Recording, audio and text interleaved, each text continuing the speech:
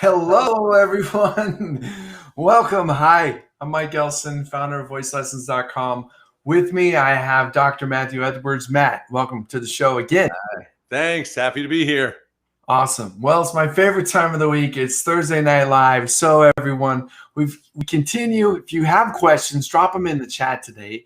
If we'll circle back, we'll pick them up. But these questions always come in from you. You're the special guest, so we love helping answer real questions from real singers, real students, real voice teachers. So we're going to jump into the questions that we have collected for today's show. Our first question comes in. Question number 1. I have a connective tissue disorder that makes my ligaments lax. Are there any exercises that might help? Yeah. This comes in from Kayla. So Kayla, my guess is you have Ehlers-Danlos syndrome. And, if I'm wrong, let me know. But Ehlers-Danlos is one of the most common connective tissue disorders that causes this. And the research suggests that, yes, it does actually possibly cause problems vocally as well. And so it's a real thing that you're feeling. My guess is you're probably noticing it comes in and out, because a lot of times that's I've had singers with Ehlers-Danlos and they feel like it moves and changes a little bit. Unfortunately, the literature on how to help singers with this disorder is extremely limited, almost non-existent. So I do think it's worth, though, seeking out a professional voice evaluation so they can get a better idea of exactly what's going on in there. And then you'll have a team that can review the research and keep up on it and keep an eye out for any new information that may be helpful for you. In general, what I would say is you just want to make sure that you're keeping your vocal fold closing muscles nice and coordinated and strong. So that would be what we traditionally call chest voice exercises. That's going to be getting down into the lower part of your range. So for me, it's down here. And I'm going to just sing nice sustained pitches. Ah.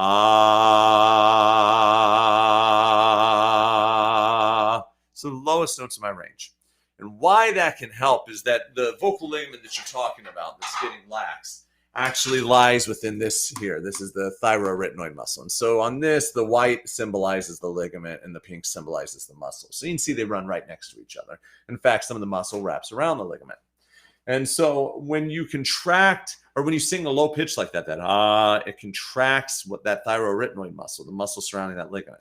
So if the ligament's getting lax, you want to work on the strengthening muscle that is also engaged when you sing, that helps resist the pull of this muscle, the cricothyroid muscle, which is responsible for pitch change. So when this muscle contracts, it elongates that muscle and that ligament. And if you've got a lax ligament, we want to make sure that the muscle has enough strength to help resist the pull of the cricothyroid muscle. Now, the other thing, it can also, dealing with joints in general, it can also have some impact on the arytenoids, which are the muscles in the back that help swing the vocal folds together. But that sustained exercise is going to help build those muscles as well. The other variation you could do would be staccato on a steady pitch. And it doesn't have to be fast, but that initiation with staccato is going to bring those vocal folds together quickly and help strengthen up that inner arytenoid muscle. So that's going to be ha, ha, ha, ha, just hitting a few of them. You can eventually start to move pitches a little bit, but for this particular condition, I think even the sustained pitches is probably going to be ideal, because it's an isometric exercise, just like planks, right? It's like planks for your vocal folds. On a plank, you get down, you contract your abs, and you hold a position. Well, when you're singing a sustained note, you are contracting muscles and holding that position. And the muscle, again, that we're contracting is the muscle that surrounds the vocal ligament. So, feel definitely sympathy for you, Kayla, in trying to go through this, because I've been through another singer that's done this.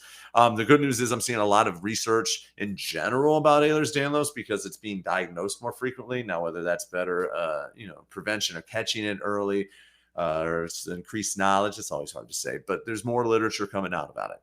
And so usually when they address it on the big system-wide, topic, other fields will start to pick up on how it relates to them. So that's what I'm saying. Again, go see a laryngologist, go see a speech language pathologist, and then that way they can be aware of what is going on and keep their eye out for any new information that could help. And the good thing is the medical field is exploding with new ideas and new treatments right now. So my guess is it's right around the corner. Great. I'm sorry I jumped off screen there, and that's because these things sometimes they surprise me. And so Yes. I'm trying to go to the small view. Anyways, thanks everyone. Matt, great answer. Kayla, definitely take that advice there. Get some a good team around you as you develop your voice here. So next one, this one comes in from Vanessa. Is it okay if you can't get the high notes on your first try? Because I'm insecure about my singing. So what do you got, Matt? Yeah, Vanessa. That just makes you normal, right?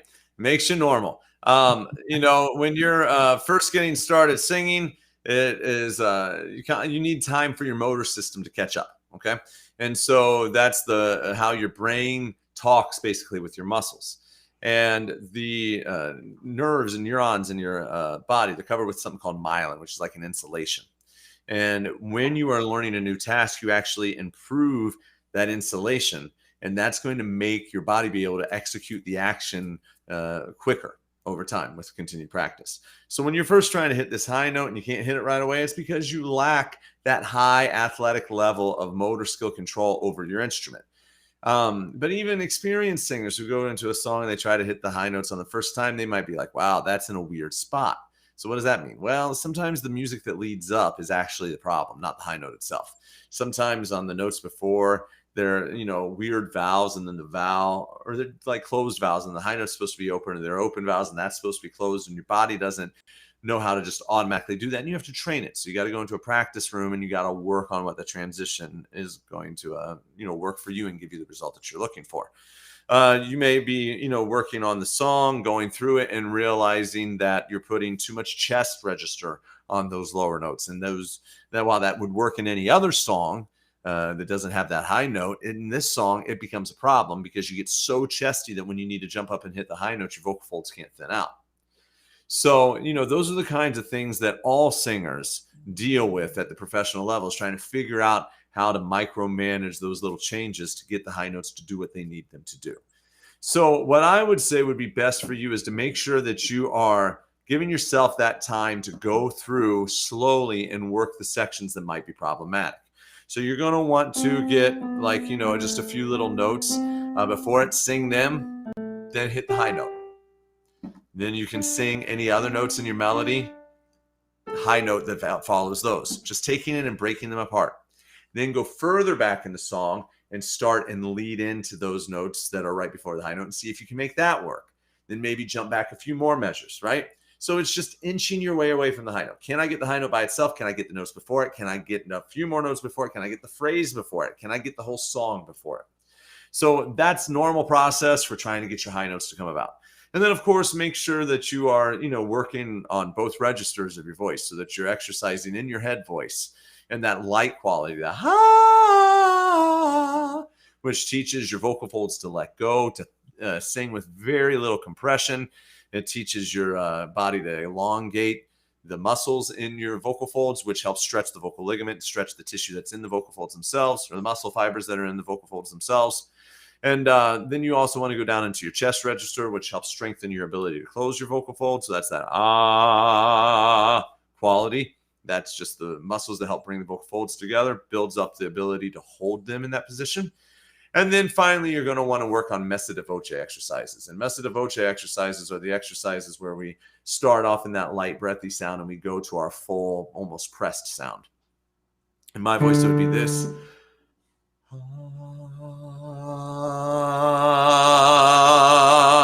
Then we want to do the opposite. Then we want to go back and forth.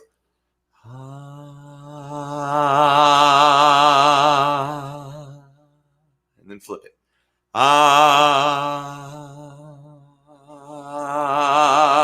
Then you want to go through your range, going like on a fifth. And you're going to try that breathy to full or full to breathy. You want to play around with both options. So we'll do a full to breathy.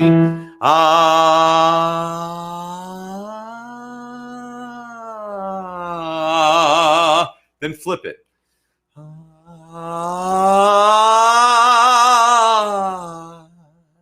Then you can start nudging in towards the middle. So like when you're going up to breathy, maybe don't go as breathy. When you're going up to more of a press sound, don't go as pressed. And keep working throughout your range like that. that's going to improve the coordination at the vocal fold level that's going to be necessary to get high notes to come out in different parts of songs with different lead ups.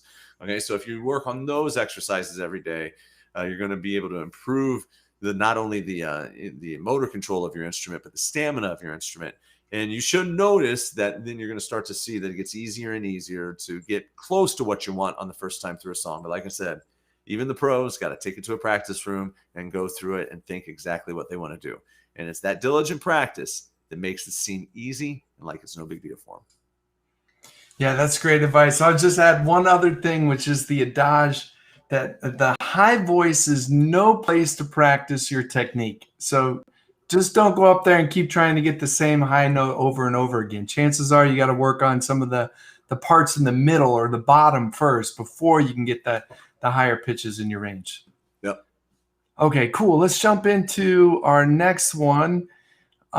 This one is, do we have a tone for singing country music? And this comes in from Coney King. Good. So this is a great question. It's a question we get all the time. Are different variations of this for different genres. So what you have to understand, first of all, is where these different music styles come from. And they come from the culture of a given social group, a given part of society, right? So the classical music that, we have from our history all comes from European culture. And so when you're studying that music, you'll learn how, visual artists were inspiring musical artists and vice versa, how there are these great minds getting together to think of how music might affect emotions. There were kings and having court musicians and having things composed for them to show off to visitors. And that's how that music got to be so fancy, so complex, right? It was all kinds of stuff going on. It had a lot to do with royalty in the Catholic Church. Then if you look into African-American styles like the blues, what you're going to find is that the enslaved people brought with them musical traits from Africa, and they had to sing in the fields. A lot of times their masters would tell them to sing church songs, and they'd sing the church songs that they were learning, which were based off of European hymns, but they'd add in some of their own musical traits like syncopation and like blues notes. And in their culture, they sang with a very chest dominant vocal quality, so they'd add that in as well, whereas at church, it was more head dominant.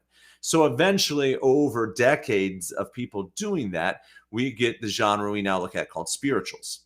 And the spirituals were a lot of these songs that developed out of that culture. And then from that, the spiritual, we end up getting secular songs eventually with the abolishment of slavery. We then get more and more people making secular songs that are variations of that same musical traits that we hear in spiritual music, and that becomes the blues. And then from the blues, eventually we start seeing an emerging with rockabilly that happens that then informs and creates what we call rock and roll. So, that's the reason rock singers and people do what they do vocally, is because of that lineage of African-American traits that fuse with this European music style, things that fuse with this hillbilly or country sound, which then becomes rock and roll. So all styles are that way. Country music has its same story, right? We have a lot of people that moved over here from Europe and ended up in Appalachia, where they were working in remote towns, doing logging, doing farming, other work. And some of them brought instruments with them, but if they didn't, at most general stores in the late 1800s, you could go in and find a Sears Roebuck catalog. And that's the same Sears that's been going bankrupt, but it goes all the way back a long time ago. And you could order an instrument out of there. So some family members who had maybe immigrated from Sweden and, had a relative who played violin or fiddle, and they would purchase one and they would try to figure out how to make music. Now, the same thing's happening in New Orleans around a similar time. And in New Orleans, after, the enslaved people were freed, they stayed a lot in like big cities like New Orleans. And at the same time, places like specifically New Orleans was a woodwind instrument manufacturing center in this country. And therefore there was a lot of used instruments around, and they were affordable enough that African Americans could afford to buy them. Now, in both of these situations, in Appalachia and in New Orleans, we didn't have formalized music education the way that we do today, and people wouldn't have been able to afford it anyways. So what they did is started trying to figure out how to play these instruments by ear. And as they would play by ear, they would improvise things. Well, if you look at the violin doesn't have any frets. It's just an open keyboard. So to get the right note, sometimes you slide into it a little bit. Well, when you listen to country singers, what you're going to hear is they slide into things a little bit. So we start to then look at country and go, oh, yeah, that sliding music thing, you can hear that in the violin, and that's probably what came first. Over on the jazz side, you hear a lot of playing around with the melody, and you hear blue notes like a flat 3 and a flat 7 on old popular tunes. Well, those are African traits that carried over into the New World. And if they were part of the singing culture, as people picked up instruments, they started making them part of their instrumental culture because, again, they're not doing proper technique, European technique. They're playing by ear. So that's how the jazz band style started to grow as people started playing with instruments. And in Appalachia, people kept playing with all these different instruments, guitars, fiddles, making stand-up basses. And that grows and grows and grows to become the early roots of country music.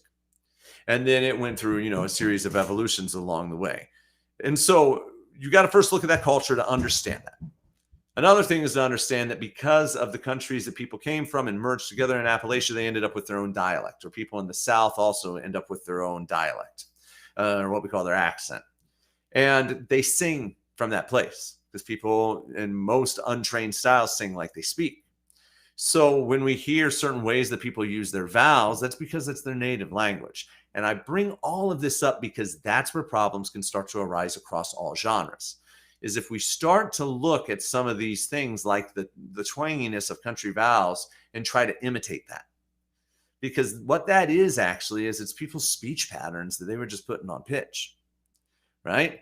And so we can look at that in a lot of cases right now in the world and look at doing that with a hip hop song or a rap, it's got a rap section and they're trying to imitate that when it's not our culture and realize, yeah, it's kind of, right? We shouldn't do that. But sometimes I think we look at styles like country and think that that's fair game, but it's the same story. That sound comes from a cultural place.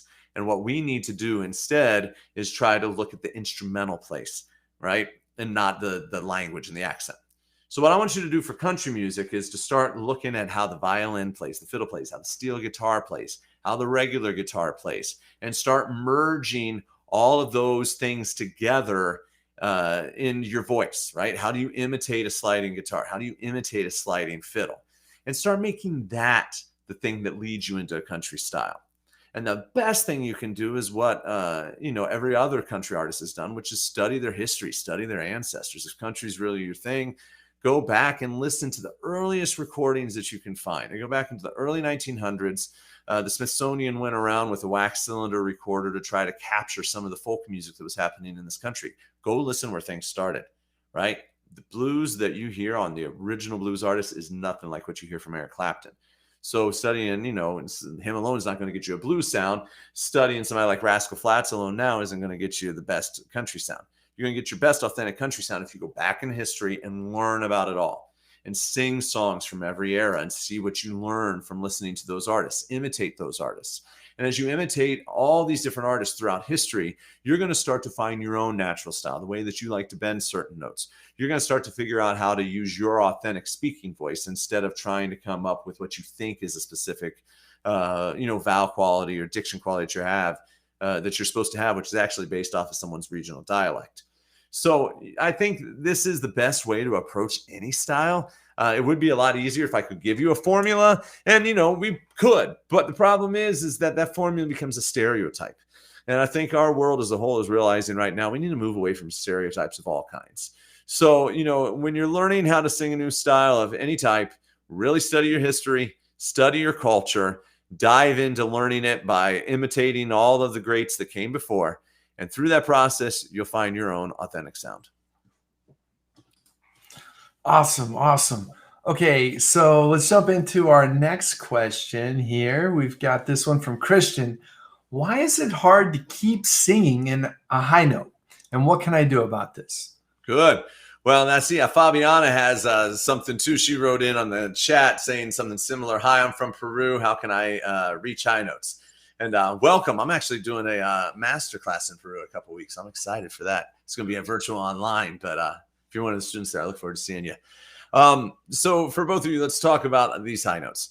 So usually one of the first things we want to check on those high notes is if your, ligaments and vocal folds just aren't used to stretching, because if you haven't been singing a lot for a while, they may, be weak. We may need to strengthen not only the muscles that help elongate the vocal folds, but just stretch the muscle fibers in the fold and the ligament itself.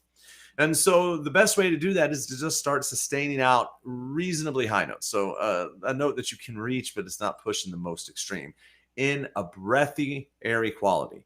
Because in that breathy, airy quality, you're not going to do any damage. Okay? I mean, technically, if you squeeze enough, you can probably figure out a way to create damage. But most people, when they're practicing and just trying to stretch, are going to be just fine. And all you're going to do is just sustain that note. They say it takes about 15 seconds to get the optimal effect out of a stretch, and anything beyond 30 seconds is too long. So if you can hit 15 seconds on one breath, great. If you can't, just breathe and start immediately back on that note. It's a short enough, maybe less than 1 second stoppage of the sound. You should be fine. So for me today, probably be like this. You can hear that vocal fatigue creeping in from a day full of teaching and talking. But I would hold that as long as I can, stop, and then reinitiate. Then I keep going down. Going down low into my range. Again, that's stretching the vocal ligament, which helps us regulate how high we can go in our range. So then the next thing you want to do is start putting some motion on that. So we want to maybe stretch it upwards. So doing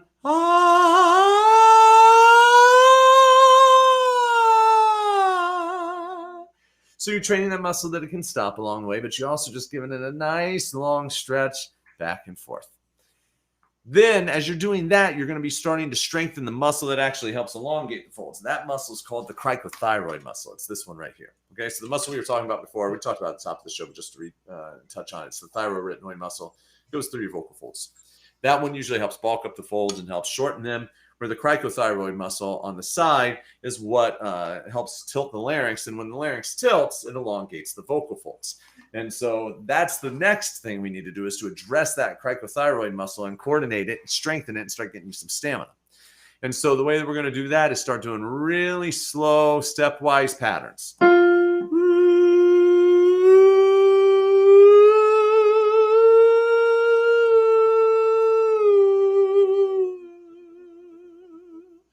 Again, more in this falsetto quality, head voice quality. And if you are really, really breathy, you do at this point want to start bringing a little bit more clarity in, right? I wasn't doing That's great for stretching, but when we're trying to strengthen, we do want to start to bring a little bit of a chest voice into that, just putting in more in your mix.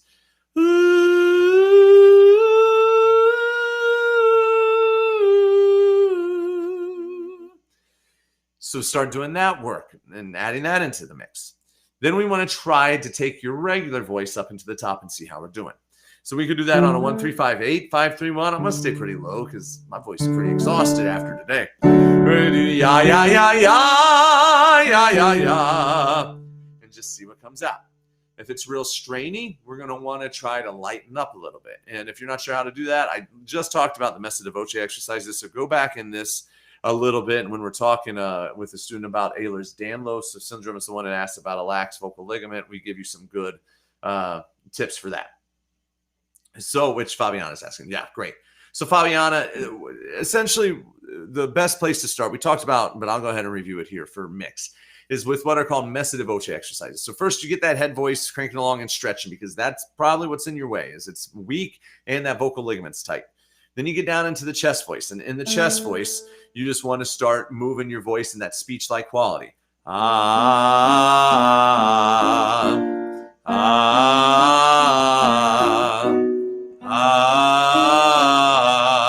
So we're getting and both edges of the voice. And then we can deal with the middle, which is where we do the mixing. Mixing starts happening in the middle. And what we're doing when we say we're mixing is we're just altering those ratios. So in that really breathy place, you have a ratio of like maybe 80% airflow to 20% vibration. Whereas on the super chesty place, it's the opposite. It's like 80% vibration and 20% closure. To start learning how to mix, we need to figure out how to make all the ratios in between. And that's where those Messa di Voce exercises come in. Now, look, there's another version of Messa di Voce that includes trying to maintain a certain kind of resonance. There's lots of variations on this. This is kind of my spin on it that I found helps singers mix within weeks. That's why I like to use it. So the first thing you're going to do is just start off in that speech-like quality and just try to fade off to breathiness.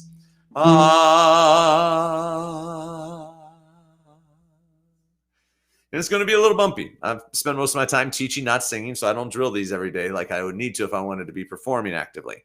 So you're going to keep doing them. They may be even bumpier than mine are. You want to get them pretty smooth.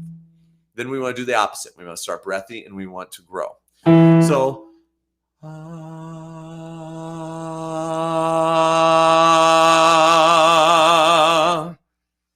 we've now done full to breathy, breathy to full. Now we want to connect them.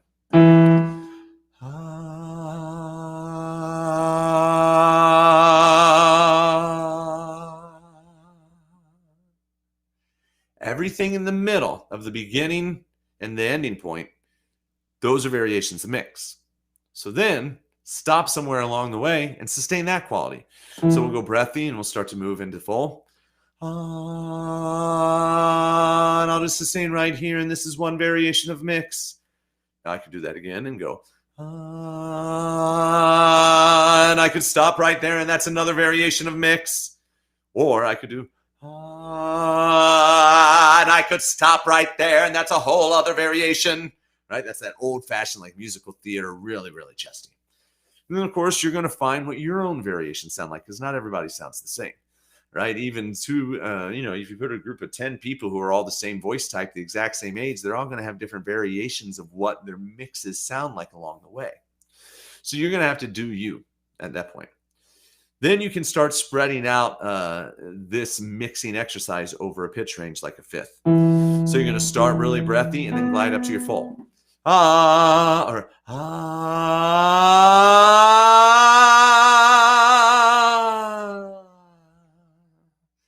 And then what you can do is instead of thinning out or getting breathier as you go back down, you can just stay on that sustained note and then see how you can lighten it up.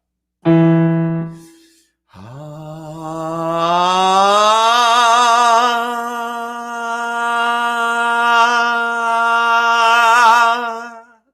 just play with it. Because as you're playing with it, you're exploring all your variations of mix. All of this play is teaching your brain how to control your instrument. And if you do this for several months, you're going to get the hang of it. You're going to be able to do all kinds of variations. And that's when you're then going to be able to jump into a song and make all the choices that you want. All right, let's do an easier range today. We'll do Amazing Grace. More chesty. I could do it really breathy. Amazing Grace. I can maybe put a little bit more core into there, but not make it so breathy. Amazing Grace. Or if I've been practicing those drills long enough, I can get into any quality I want. I might want to switch the quality up throughout the whole phrase. Amazing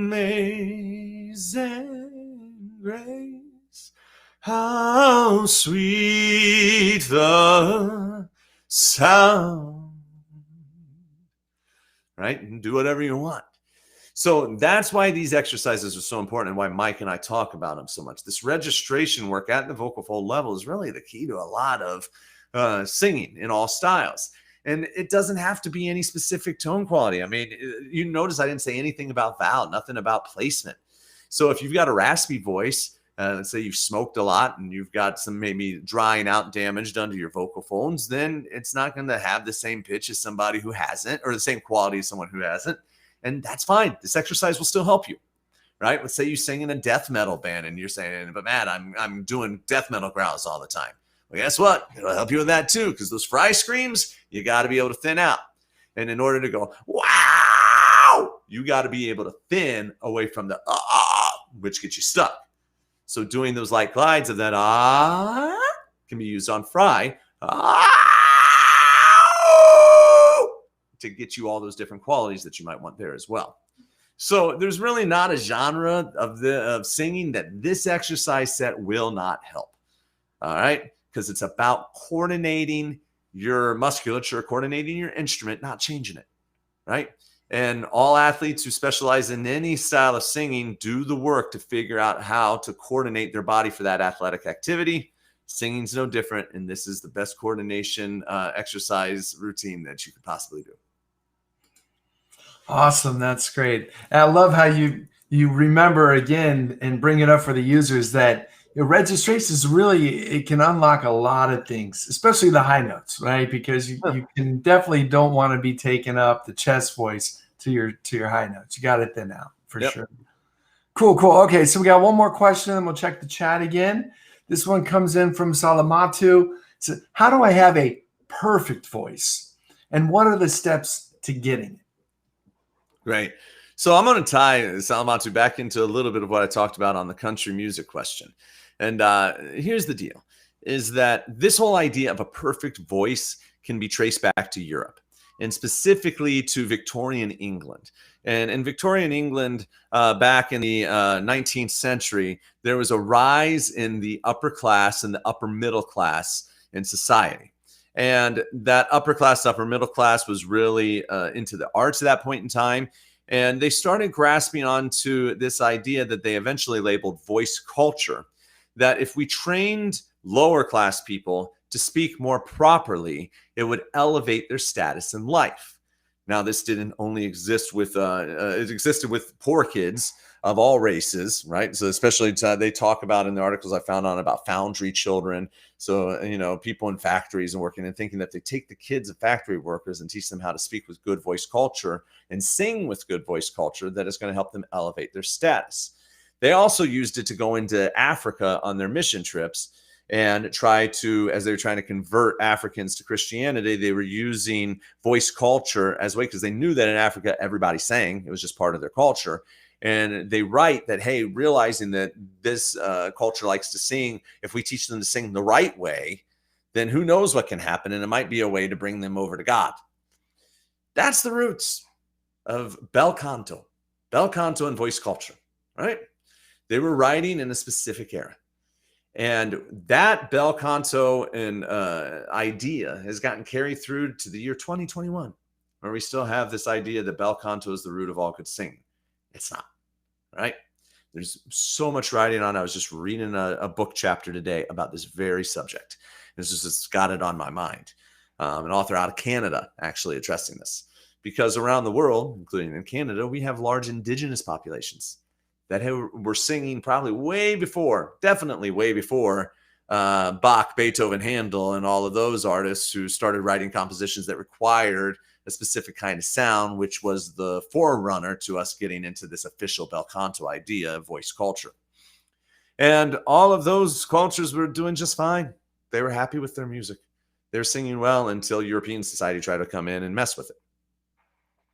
Then we have a lot of song styles throughout the world that are merging of different cultures, like jazz, right? Of the African culture and the American culture of that time, the European American culture of that time, merging together and creating this new thing. And then it started to evolve and became jazz. So I bring that up because a perfect voice by whose standards is the real question, right? Because if you come from a native tribe from Alaska and you have music that's part of your culture, what's perfect for that is different than what's perfect for Selena Gomez, or what's perfect for Celine Dion, which is different than what's perfect for the Metropolitan Opera, which is different than what's perfect for a tribe in Africa, right? So they're all different.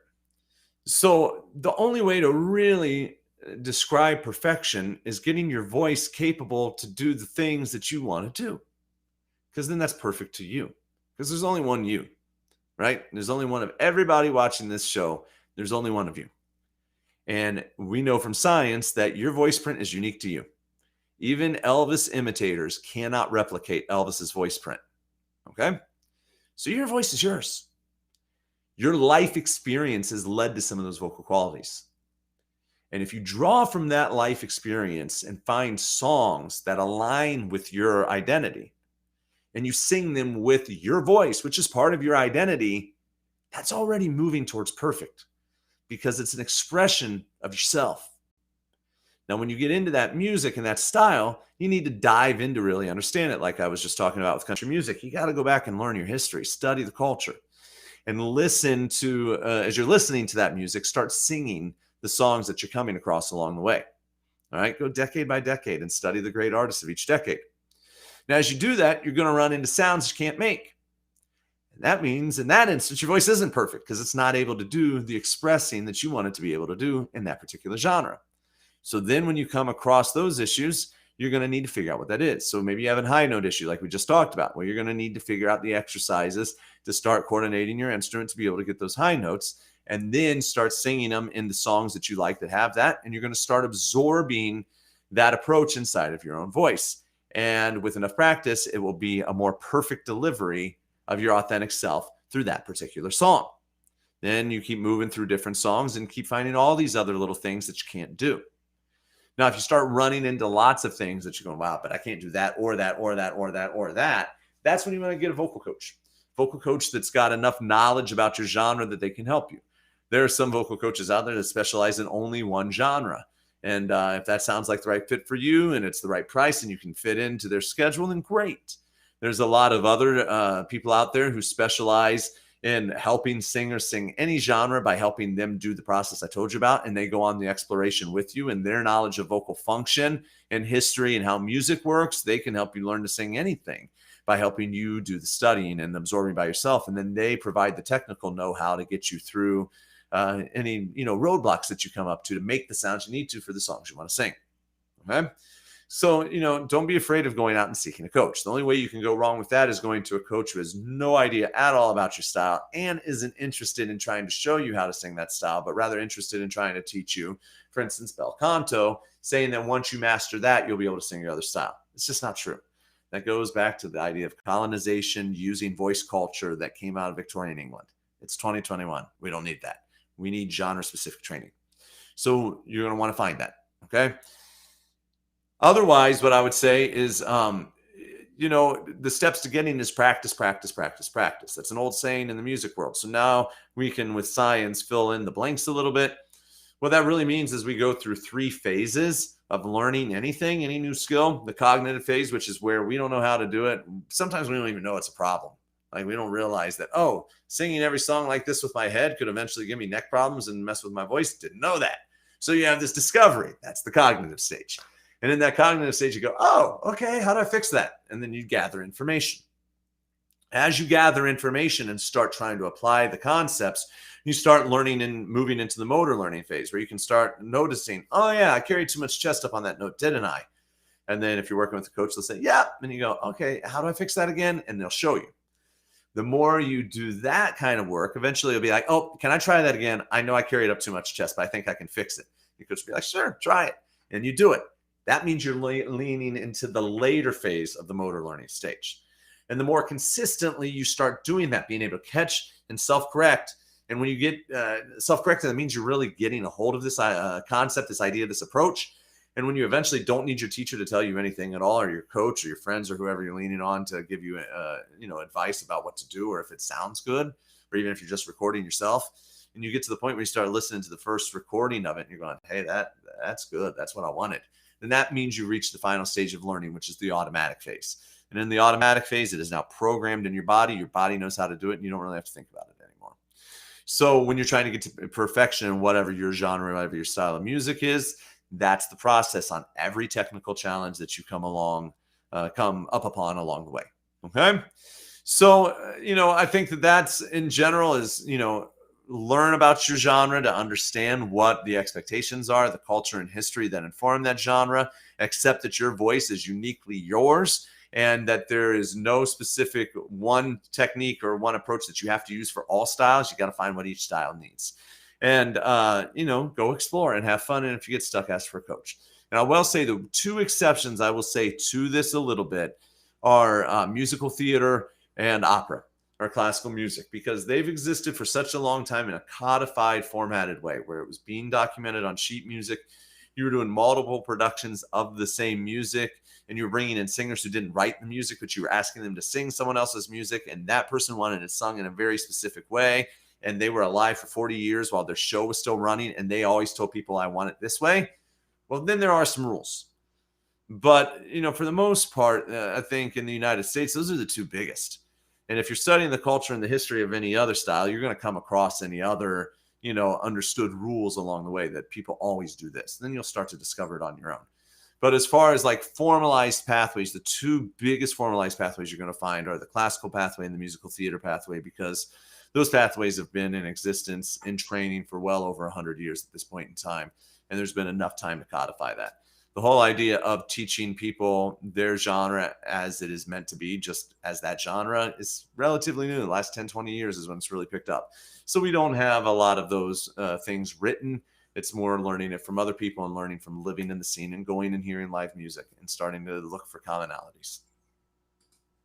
Yeah, absolutely. So I'd say, the perfect voice, Matt, I think you kind of nailed it. It's unique to everyone. Really, you want functional freedom, and where everyone's at on that spectrum ranges from beginner, to expert. So, Salamato, if you haven't worked with a coach yet, or you haven't had a beginning voice lesson or anything like that, then I urge you reach out. You can schedule a student demo, voicelessons.com. We've got some great coaches, that can help you, guide you along the way. We also have a course, howthevoiceworks.com, that Matt's put together, that explains, a lot. Matt can give you a better overview than I can on it. And, with that, there's a lot of different places. Everyone's kind of starting from a different place. So really, knowledge is power in this. And then knowing what exercises, working with a coach, or whether you pick some up from the show today, knowing what exercises to practice, how often to practice them, what part of the range, what the color, the vocal intensity that you need to use, different things like that. You kind of have to figure it out, or you have to work with a coach to help you know what you should be working on. And then you got to put in the time to do the work. So I guess with that, I've checked the questions here. I would say, Fabiana, thanks for tuning in. Looks like we have another one here. Matt, you want to take Gina's? TBI and anxiety and need a very patient teacher. How would I find the right match without spending a ton of money on trial and error? Gina, that can be really hard, but if you reach out to us, we can connect you with some people. All right, there are a lot of good people. I have one particular one in mind that sounds like she's super patient. She's amazing. And I know some others as well. So if you want to send us a private message through Facebook with your contact info, we'll be happy to help you find somebody. Absolutely. Well, guys, that's the end of the show for today. If you didn't get your question answered, no worries. Just sign up on our email list. Look for the next email. We send these out a couple times a month now to collect your questions. So thanks, everyone, for tuning in. See ya. Have a great week. Night.